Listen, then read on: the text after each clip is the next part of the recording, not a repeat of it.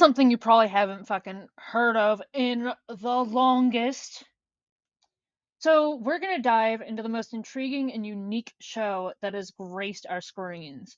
We are going to take a trip down memory lane real fast to revisit a show that pushed the boundaries of comedy and satire. Wonder Showzen. Remember that? Alright, so airing between 2005 and 2006 on MTV2, like Wonder Showzen was the brainchild of creators Vernon Chatman and John Lee of PFFR. This show was a wild ride, right? Described as a children's television series for adults, parroting the format of educational PBS kids shows like Sesame Street and The Electric Company. With all of its stock footage, the puppetry, and interviews with children, Wonder Showzen was not afraid to tackle like controversial topics, satirizing everything from politics and religion to war and culture through its unique brand of black comedy.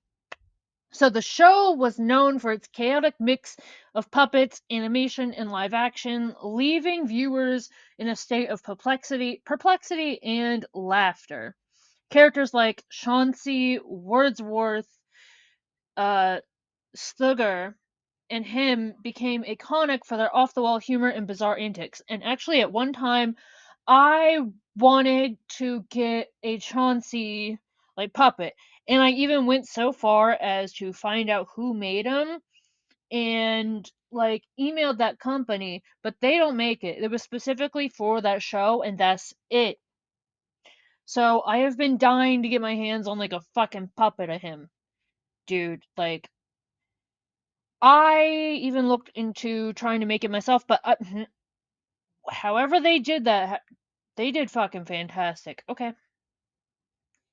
Despite its short run of just 2 seasons and 16 episodes, Wonder Showzen left a lasting impact like on its audience in the landscape of adult comedy. It's a show that if you haven't seen, you should definitely check out its absurdist and cynical take on the variety show format. Um so Wonder Showzen was known for its edgy and controversial content, like I had said, often pushing the boundaries of what is considered acceptable for television. Some of the most talked about segments, the Beat Kids. So, this segment featured child reporters in adult spaces like butcher shops and racetracks asking provocative questions to unsuspecting adults. One memorable instance involved a child reporter dressed as Hitler asking passersby on a New York street, "What's wrong with the youth of today?" So another thing is parroting educational shows. The show parodied educational children's programming with dark and satirical twists, often leading to backlash from viewers who found the content inappropriate. It wasn't for kids, dude. Like it's not gonna be appropriate. So anyway, challenging social norms. Wonder Showzen tackled various social issues in a manner that was both subversive and shocking, leading to mixed reactions, like from different groups, including the Jewish Anti-Defamation League and others. It had provocative puppetry. The show featured puppets engaging in extreme behaviors, including trials and tribulations that were far from the innocent scenarios typically associated with puppet shows. These segments were part of what made Wonder Showzen a cult classic, as it used shock value and dark humor to comment on society and culture. The show's approach to comedy was not for everyone, but it certainly left a mark on the landscape of adult-oriented satire. The creators of Wonder Showzen, Vernon and John Lee, originally developed an early concept of the show back in 1999. They pitched it to the USA Network in 2000 under the name Kids Show. However, the executives of USA Network decided after a few minutes of viewing it that they did not see it fit for their programming style. Despite the initial rejection, Viacom saw potential in the concept as they were rebranding MTV2 and decided to include Wonder Showzen in their new programming lineup. The show aired as part of Sick'em Fridays, alongside other shows like Dirty Sanchez and Wild Boys. The pilot, still named Kid Show, featured animated segments provided by Raw Power, while the rest of the series had animated segments done by Augenblick Studios. The creators drew inspiration from various sources, including Dadaist art, experimental composers, documentary filmmakers like Errol Morris and Maislis. I feel like I said that wrong. And the classic educational PBS shows of the 70s and 80s. This eclectic mix of influences helped shape the subversive and absurdist humor that Wonder Showzen has become known for. This show's unique blend of satire, the show's unique blend of satire, black comedy, and parody, along with the willingness to tackle controversial topics, made it stand out in the landscape of adult-oriented television, right? So it remains a cult classic for its bold approach. Yes, Wonder Showzen featured several guest appearances by celebrities and musicians through its run. Some guests that I could think of are David Cross, actually. So for his work on David Cross was known for his work on Arrested Development. He appeared on the show as a hostage. Another person, Amy Sedaris, the actress and comedian famous for Strangers with Candy, played the role of Miss Amy.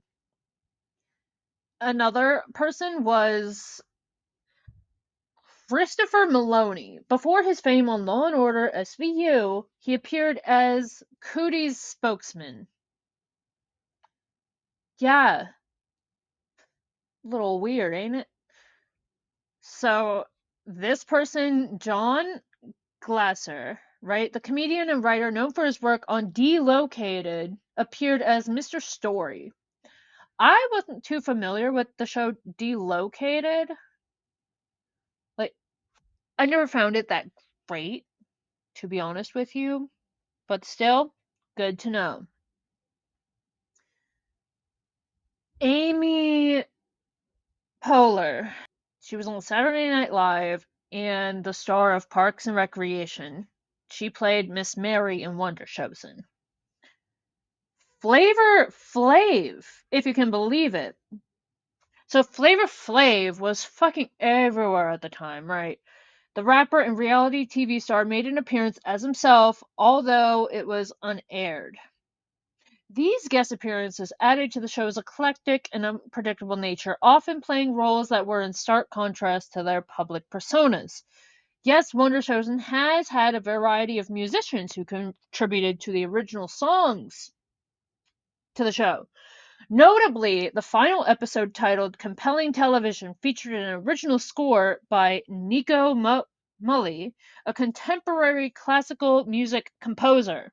The show's creators, Vernon and John, came from a background in music as well as comedy, which influenced the inclusion of musical elements in the show.